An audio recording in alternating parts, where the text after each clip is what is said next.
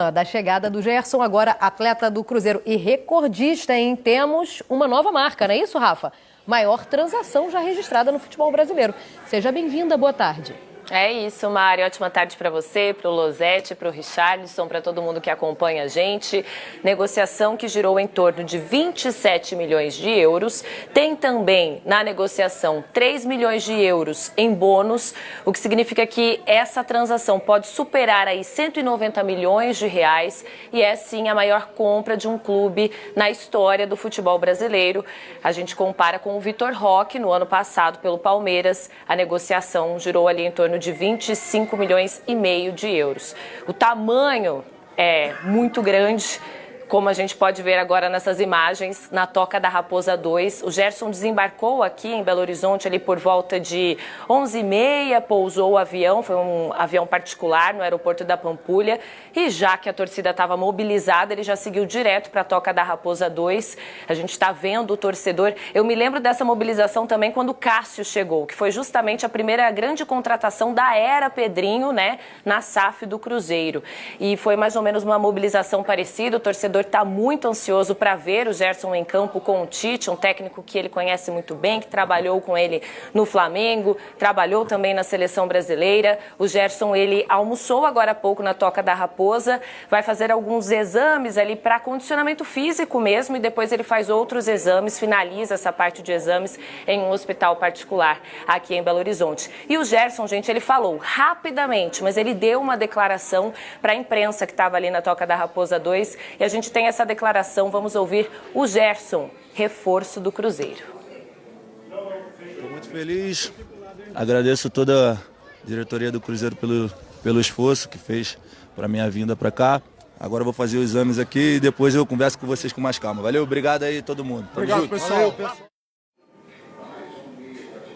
Foi bem rapidinho, né? As palavras do Gerson. O torcedor está na expectativa para vê-lo jogar. É claro que a Mari já disse, né? Tudo que o Cruzeiro estava pensando e planejando para essa sexta-feira, véspera de estreia no Campeonato Mineiro, era o treino para a estreia no Campeonato Mineiro. Isso já está acontecendo há bastante tempo. O Tite também não é segredo para ninguém que o Cruzeiro vai com um time misto para essa estreia contra o Pouso Alegre, apostando muito nas crias da Toca, né? Nos meninos da base. Inclusive o Otávio deve ser o goleiro do Cruzeiro nesse jogo, porque o Matheus Cunha, que tinha essa possibilidade de estrear, ele acabou se machucando, né? Reforço, veio do Flamengo, ele teve um entorse no joelho, teve que fazer uma cirurgia, foi feita essa cirurgia na quarta-feira, então vai ficar fora dos planos do Tite por um tempo.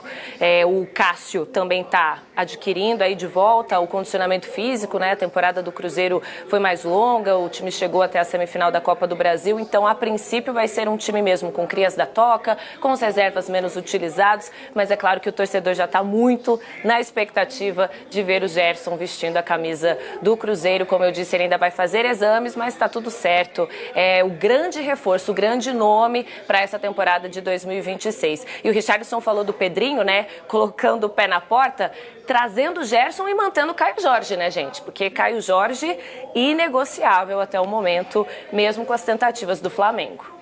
O que você traz pra gente? Falando nisso então, Rafa, só pra gente encerrar aqui, o que você traz pra gente desse novo contrato? Como é que é isso? O Cruzeiro realmente renovou com o Caio Jorge ou estendeu o contrato dele? Como é que é?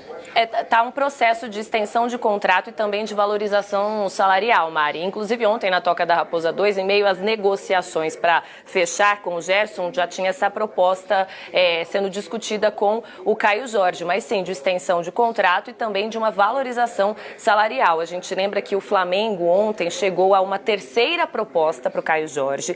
Nessa terceira proposta, ela chegava a um pouquinho mais de 30 milhões de euros, mas o Cruzeiro já tinha dado todo esse assunto, todas as negociações como encerradas, porque o Cruzeiro falou, olha, a gente vai negociar o Caio Jorge, com 50 milhões de euros a gente consegue conversar, menos que isso a gente não vai conversar. Então, para o Cruzeiro, já tinha acabado qualquer tipo de negociação, inclusive depois que o Pedro Lourenço deixa a Toca da Raposa 2, depois desse dia intenso, né? Ontem foi um dia intenso de muitas conversas e negociações, ele fala com a imprensa, não, nem teve proposta, o Caio Jorge fica, o Caio Jorge é o jogador do Cruzeiro e tá no pacote, né, para manutenção do Caio Jorge, essa valorização salarial, extensão do contrato, um jogador que é importante demais, foi muito importante na temporada passada. A gente lembra também que quando o Caio Jorge chegou, ele sofreu para ter sequência, ele estava com alguns problemas físicos, né, ele teve uma lesão muito grave. dele na passagem pela Juventus, então ele teve alguns problemas de recondicionamento, mas o Cruzeiro deu todo o tempo para que o Caio pudesse se recuperar. O Caio se recuperou, fez um 2025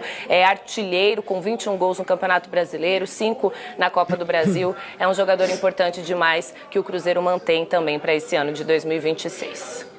Certo, Rafa, vamos dar uma olhadinha nas contratações, porque a gente está falando em marca quebrada, né, pelo Gerson, por essa transação envolvendo o Gerson, saída dele do Zenit para o Cruzeiro. Vamos dar uma olhada então, Misa, nas transações mais caras já registradas no futebol brasileiro. A primeira delas passa a ser essa, do Gerson, 176 milhões de reais. Lembrando que a cotação muda, né? Vocês vão ver que a gente vai passar aqui ano a ano, né, falando dessas contratações. A cotação, obviamente, muda, está tudo em real. Então, o Gerson, 176 milhões de reais do Zenit para o Cruzeiro. A segunda, a Rafa também lembrou, é a do Vitor Roque, foi ano passado. 156 milhões e 200 mil quando saiu do Barcelona para o Palmeiras. O Danilo também chegou ano passado, né?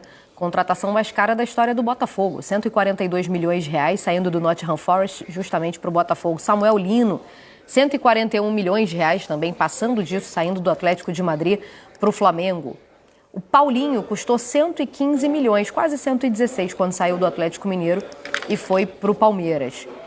O Sousa, o Paulinho a gente já voltou uma temporada a mais, né? Ele acaba indo no final de 24, em 25 ele é pouco aproveitado, porque tinha uma questão cirúrgica para resolver, isso foi resolvido e a gente vai ver o Paulinho dando tudo certo esse ano, 100% com o Palmeiras. O Sousa custou mais de 80 milhões de reais quando também saiu do Nottingham Forest para o Palmeiras. O Carrascal mais de 76, saindo do Dinamo Moscou para o Flamengo, temporada passada. Arthur Cabral também, temporada passada do Benfica para o Botafogo, mais de 76 milhões de reais. Facundo Torres, mais de 72, saindo do Orlando City para o Palmeiras. E aí chegamos ao último nome do nosso top 10, que foi a chegada do Jair Cunha, saindo do Santos para o Botafogo a mais de 70 milhões, 71 e 500 mil. Essas são as 10 transações, contratações mais caras da história do futebol brasileiro. Ano passado bombou, hein?